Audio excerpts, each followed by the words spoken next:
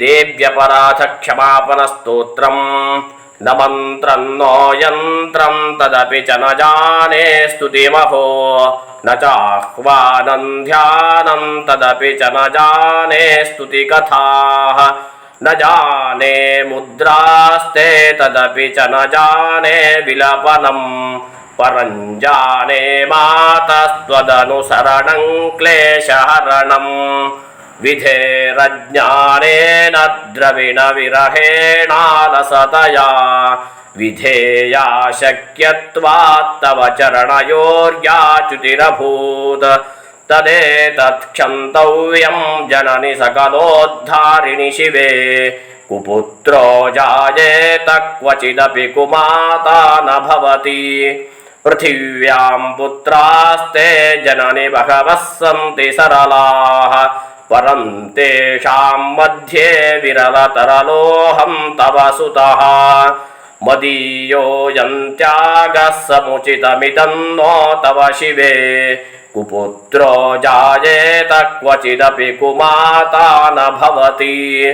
जगन्मातर्मातस्तव चरणसेवा न रचिता न वा दत्तं देवि द्रविणमपि भूयस्तव मया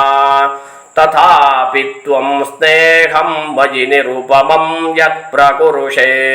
कुपुत्रो जायेत क्वचिदपि कुमाता न भवति परित्यक्त्वा देवान् विविधविधसेवाकुलतया मया पञ्चाशीतेरधिकमपनीते तु वयसि इदानीं चेन्मातस्तव यदि कृपानापि भविता निरालम्बो लम्बोदरजननि कय्यामि शरणम् श्वपाको जल्पाको भवति मधुपाकोपमगिरा निरातङ्को रङ्को विहरति चिरङ्कोटिकनकैः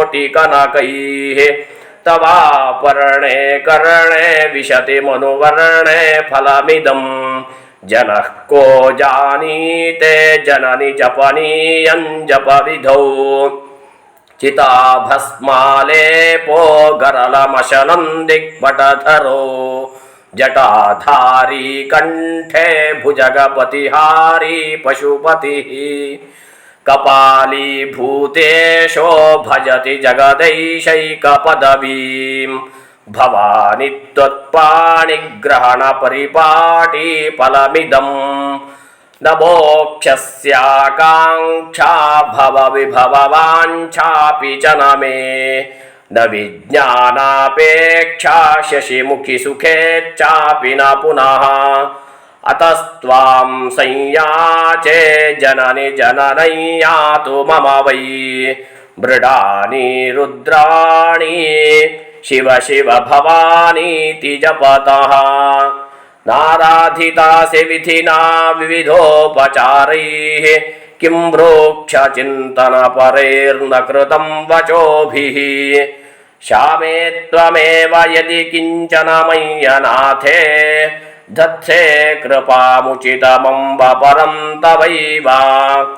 आपत्सुमग्नस्मरणं त्वदीयं करोमि दुर्गे करुणार्णवेशी नैतच्छटत्वं मम भावयेथाः क्षुधा तृषार्ता जननीं स्मरन्ति जगदम्ब विचित्रमत्र किं परिपूर्णा करुणास्ति चेन्मयि अपराध परम्परावृतं न हि माता समुपेक्षते सुतं मत्सवः पातकी नास्ति पापघ्नि तत्समानहि एवं ज्ञात्वा महादेवी यथा योग्यं तथा कुरु एवं ज्ञात्वा महादेवी यथा योग्यं तथा कुरु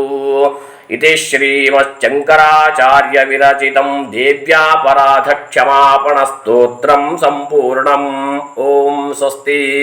If you like this video, please subscribe to Geeta Sandesha YouTube channel.